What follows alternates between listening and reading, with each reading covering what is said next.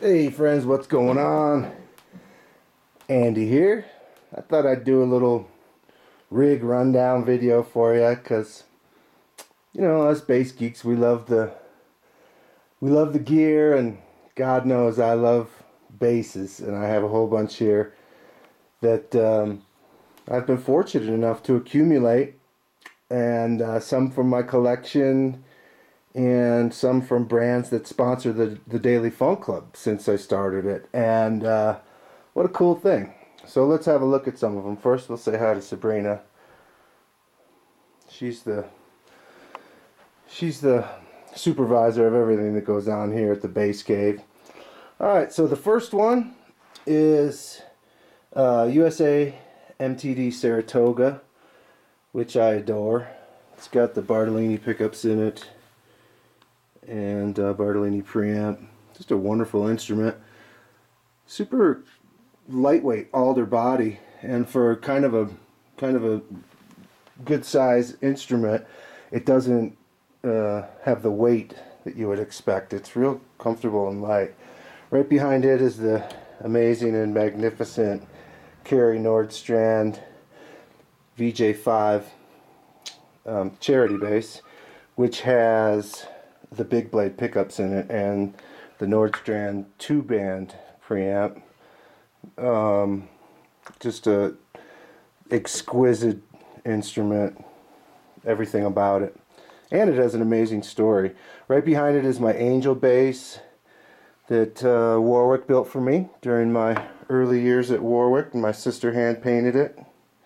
It's a Streamer Stage 1, and that one has EMG DC45s and the 3-band EMG preamp in it.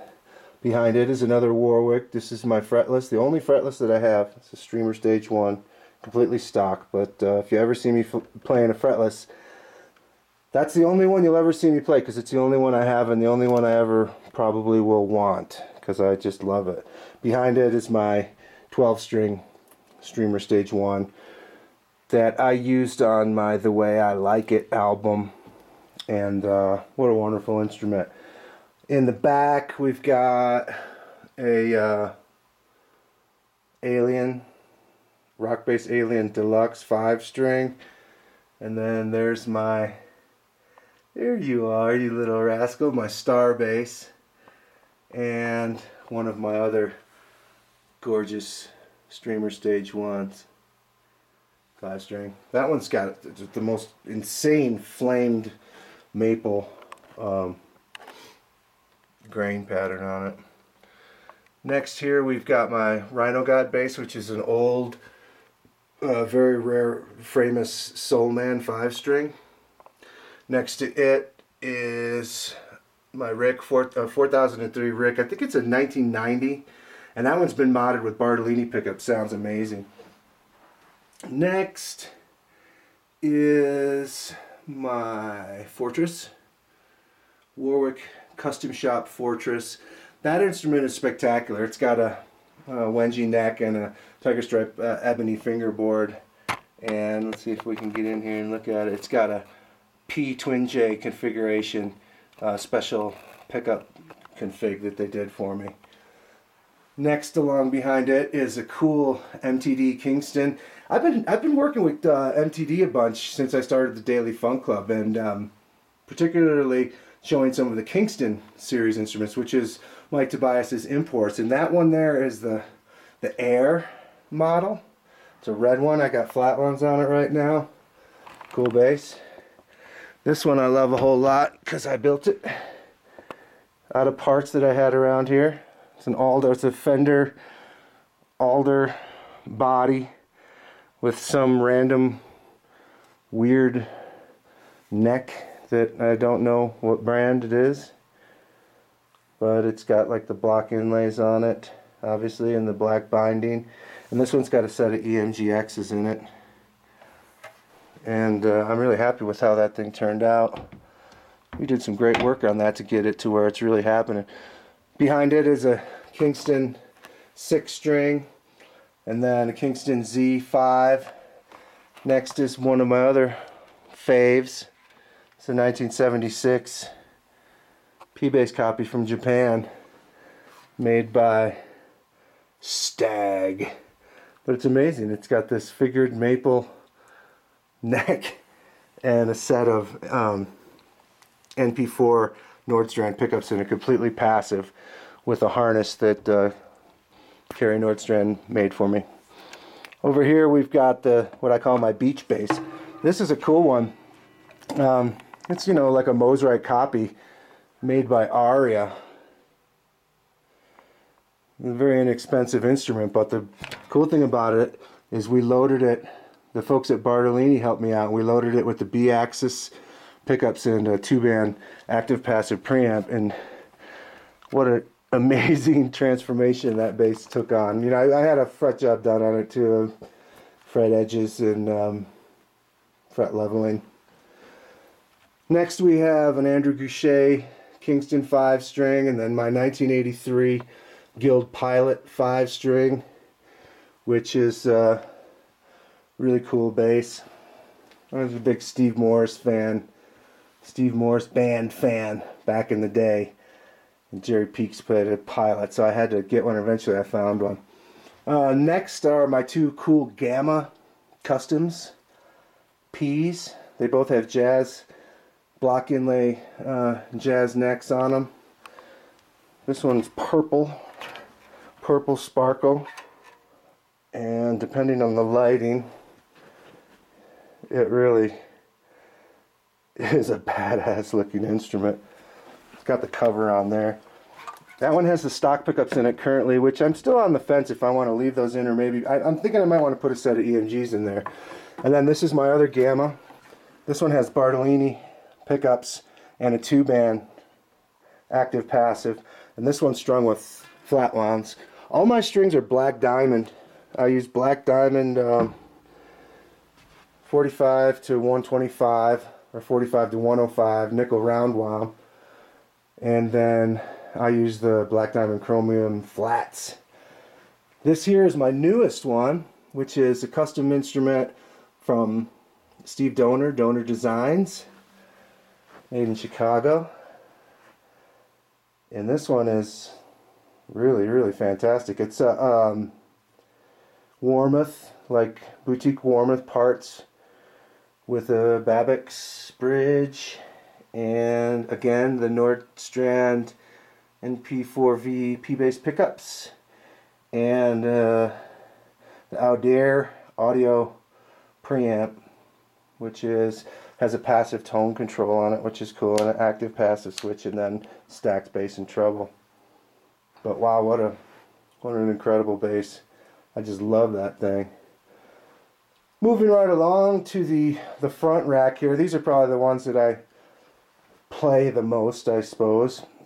On the end is a Stingray. It's 92, I think. Stock. Louis Johnson special. That was to satisfy my Louis Johnson fix. Next is my 77 Rick 4001 that's been heavily modded with EMG pickups and preamp. It's got the HB in the front and the EMG XJ in there, and then a BTS 2-band preamp. And that bass really, really, really rocks my world. The next four are my USA GNLs. This is a 93, or maybe it's a 91. I can't remember exactly the year, but it's this midnight blue, completely stock, L2000, mint condition. Love it. And then this is my L5500. That is the bass that I've had the longest of any of the basses that I have.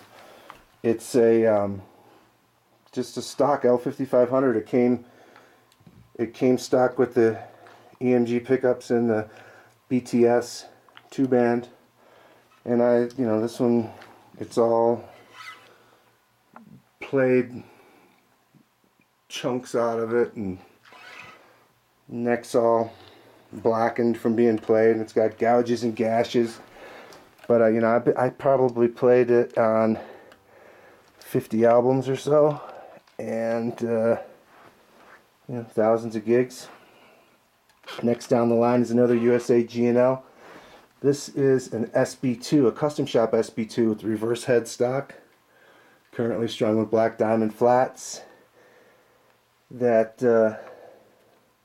was kind of bequeathed to me from my buddy down in Nashville, Ryan. And another one that I really, really adore. Next is another G&L. This is a JB. Standard, or stock. It's got the matching headstock on it. That's why when I saw this online, it was like $950.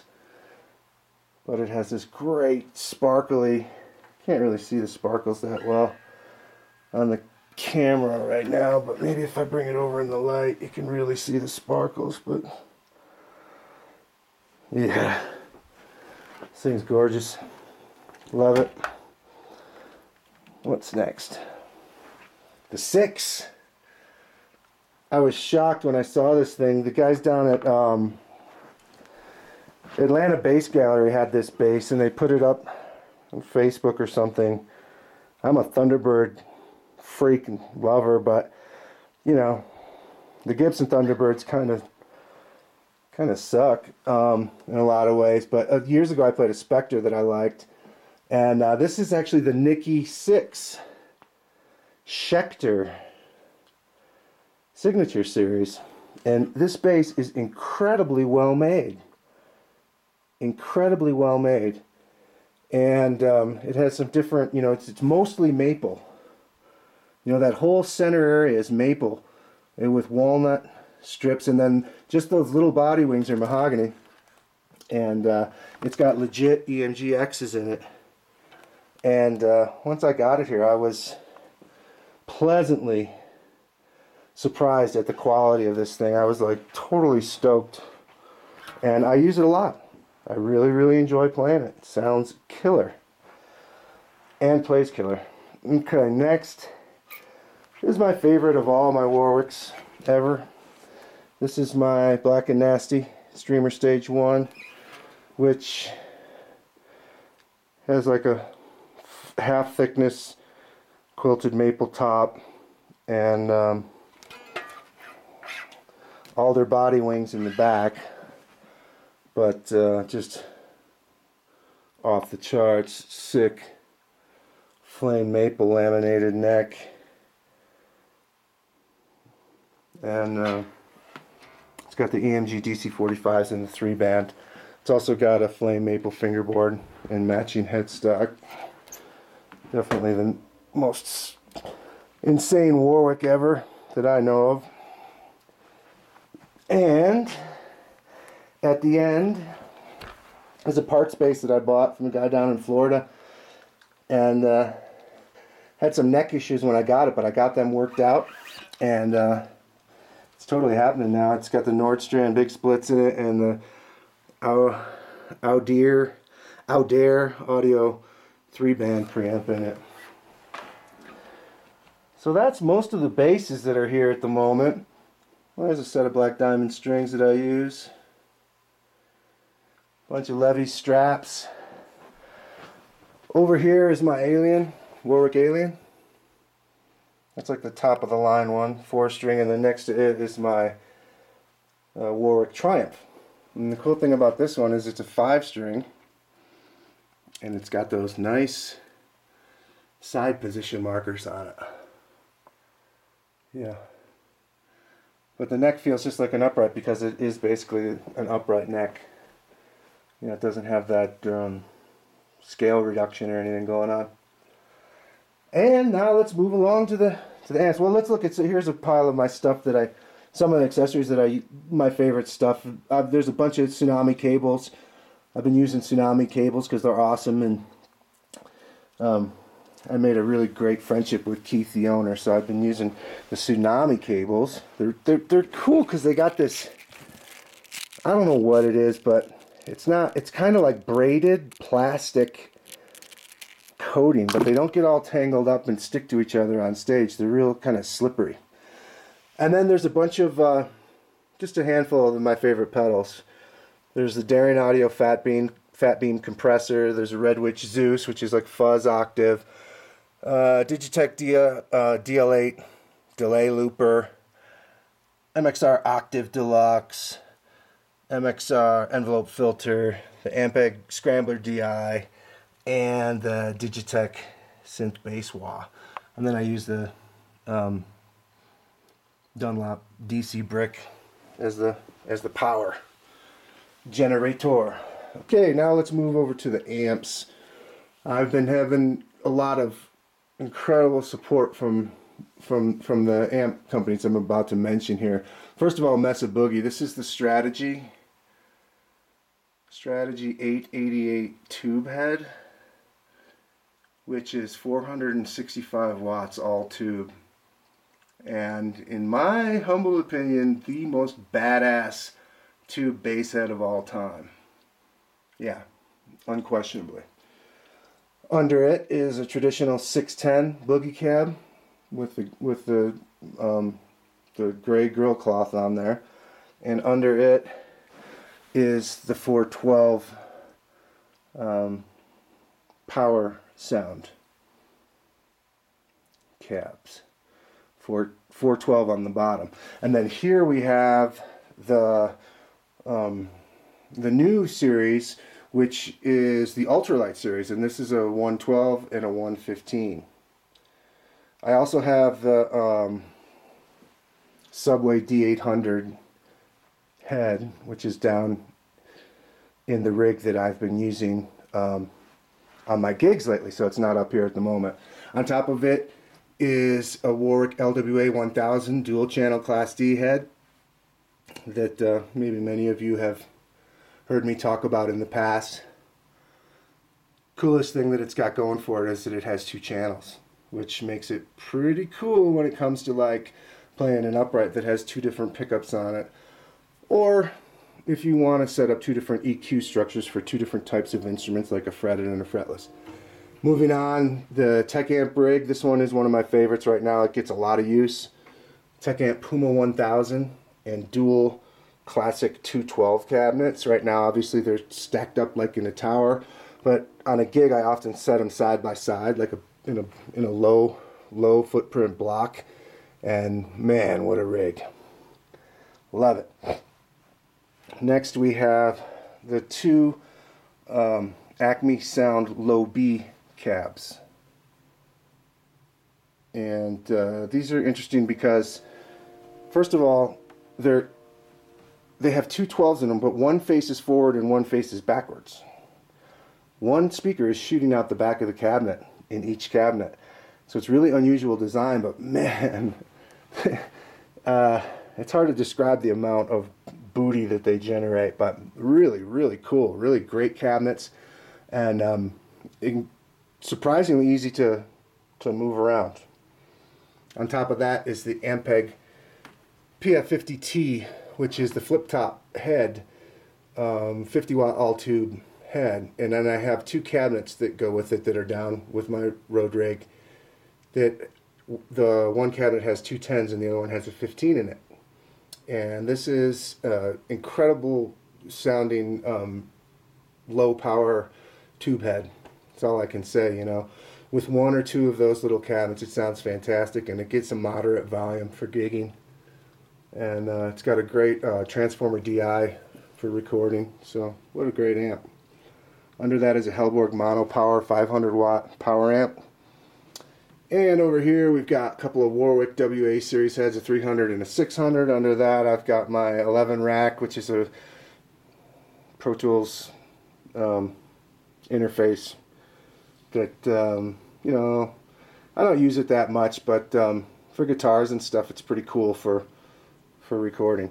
And then under that is the DBX compressor, which is like the most awesome insurance policy for any time that you're using a big rig, a big like concert style rig where you're playing on big outdoor stages. Using that compressor is like an insurance policy on your speakers, because you can get you can turn it up and it'll do like soft limiting on there that will prevent over excursion and blowing your cones off the frames. Under that, big old QSC RMX 2450, and under that is a Hellborg big cab. I have two of these Hellborg big cabs, but I've modded them. They came standard with a coaxial 15, and I replaced it on both cabinets. So it's just like a big 215 cab. Now I replaced them with Eminence Kappa, like 600 watt Eminence Kappa 15s. So there you have it, and there's my Rhino, you know, overlooking the situation.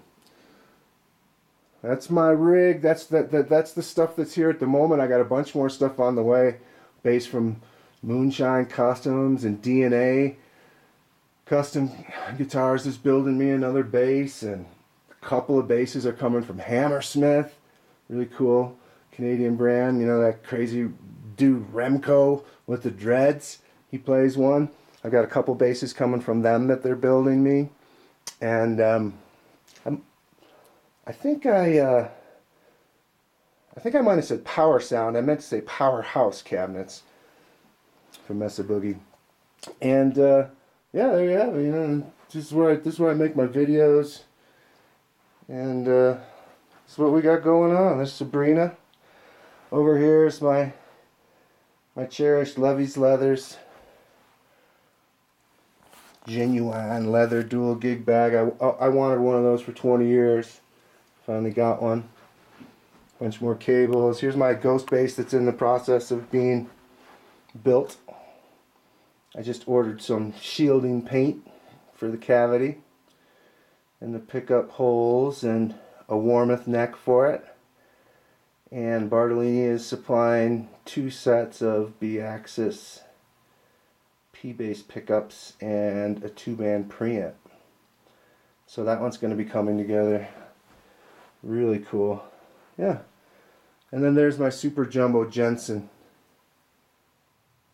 5-string Mega Acoustodon. Right on. So there you have it. There's the bass cave.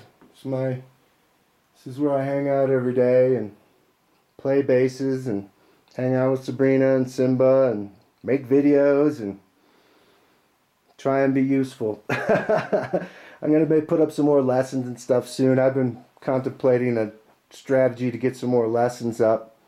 And now that the summer's over and I'm not gigging constantly, I have a little more time to do that. So yeah, right on. There you have it. Daily Funk Club Bass Cave and all my stuff. If you made it all the way to the end of this video, I commend you. Alright friends, peace.